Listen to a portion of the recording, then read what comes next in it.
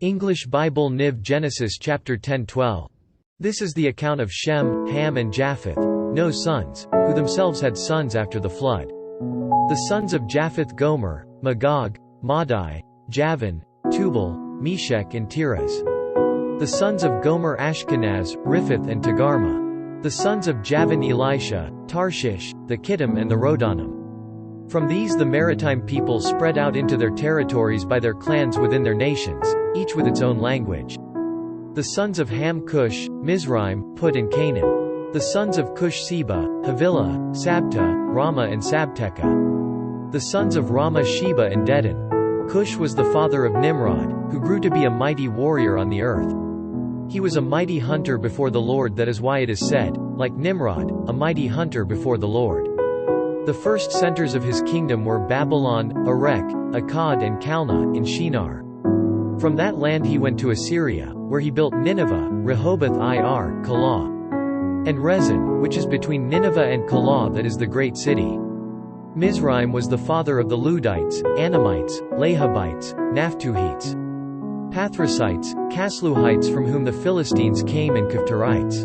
Canaan was the father of Sidon his firstborn, and of the Hittites, Jebusites, Amorites, Girgashites, Hivites, Archites, Sinites, Arvadites, Zemarites and Hamathites. Later the Canaanite clans scattered. And the borders of Canaan reached from Sidon toward Gerar as far as Gaza, and then toward Sodom, Gomorrah, Admah and Zeboim, as far as Lasha. These are the sons of Ham by their clans and languages, in their territories and nations. Sons were also born to Shem, whose older brother was Japheth. Shem was the ancestor of all the sons of Eber. The sons of Shem Elam, Ashur, Arphaxad, Lud and Aram. The sons of Aram Uz, Hul, Gether and Meshech.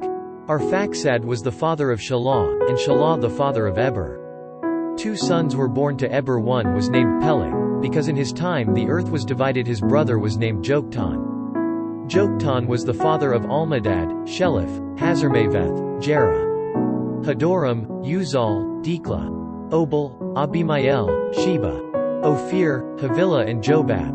All these were sons of Joktan. The region where they lived stretched from Mesha toward Sephir, in the eastern hill country. These are the sons of Shem by their clans and languages, in their territories and nations. These are the clans of Noah's sons, according to their lines of descent, within their nations. From these the nations spread out over the earth after the flood. Genesis chapter 11. Now the whole world had one language and a common speech. As men moved eastward, they found a plain in Shinar and settled there. They said to each other, "Come, let's make bricks and bake them thoroughly." They used brick instead of stone, and tar for mortar. Then they said, "Come, let us build ourselves a city, with a tower that reaches to the heavens, so that we may make a name for ourselves and not be scattered over the face of the whole earth."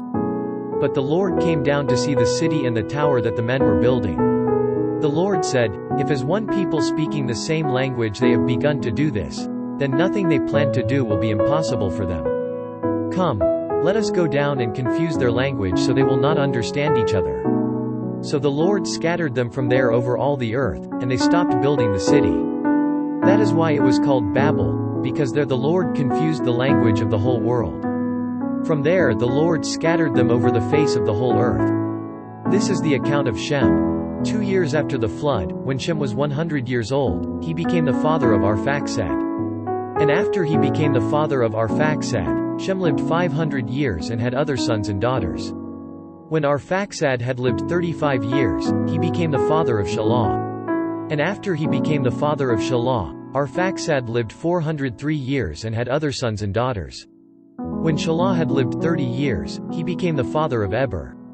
And after he became the father of Eber, Shelah lived 403 years and had other sons and daughters. When Eber had lived 34 years, he became the father of Peleg. And after he became the father of Peleg, Eber lived 430 years and had other sons and daughters. When Peleg had lived 30 years, he became the father of Reu. And after he became the father of Reu, Peleg lived 209 years and had other sons and daughters. When Reu had lived 32 years, he became the father of Serug. And after he became the father of Serug, Reu lived 207 years and had other sons and daughters. When Sarah had lived 30 years, he became the father of Nahor. And after he became the father of Nahor, Sarah lived 200 years and had other sons and daughters. When Nahor had lived 29 years, he became the father of Terah. And after he became the father of Terah, Nahor lived 119 years and had other sons and daughters. After Terah had lived 70 years, he became the father of Abram, Nahor and Haran. This is the account of Terah. Terah became the father of Abram, Nahor and Haran. And Haran became the father of Lot. While his father Terah was still alive, Haran died in Ur of the Chaldeans, in the land of his birth. Abram and Nahor both married. The name of Abram's wife was Sarai, and the name of Nahor's wife was Milcah. She was the daughter of Haran, the father of both Milcah and Iscah. Now Sarai was barren, she had no children. Terah took his son Abram, his grandson Lot son of Haran, and his daughter-in-law Sarai, the wife of his son Abram, and together they set out from Ur of the Chaldeans to go to Canaan. But when they came to Haran, they settled there.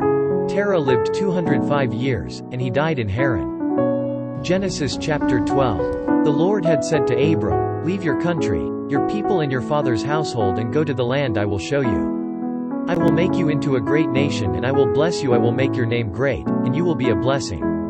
I will bless those who bless you, and whoever curses you I will curse, and all peoples on earth will be blessed through you." So Abram left, as the Lord had told him, and Lot went with him. Abram was 75 years old when he set out from Haran. He took his wife Sarai, his nephew Lot, all the possessions they had accumulated and the people they had acquired in Haran. And they set out for the land of Canaan, and they arrived there.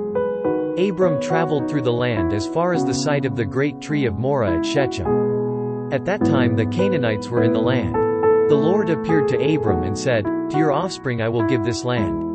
So he built an altar there to the Lord, who had appeared to him. From there he went on toward the hills east of Bethel and pitched his tent, with Bethel on the west and Ai on the east. There he built an altar to the Lord and called on the name of the Lord. Then Abram set out and continued toward the Negev. Now there was a famine in the land, and Abram went down to Egypt to live there for a while because the famine was severe. As he was about to enter Egypt, he said to his wife Sarai, "I know what a beautiful woman you are. When the Egyptians see you, they will say, 'This is his wife.' Then they will kill me but will let you live.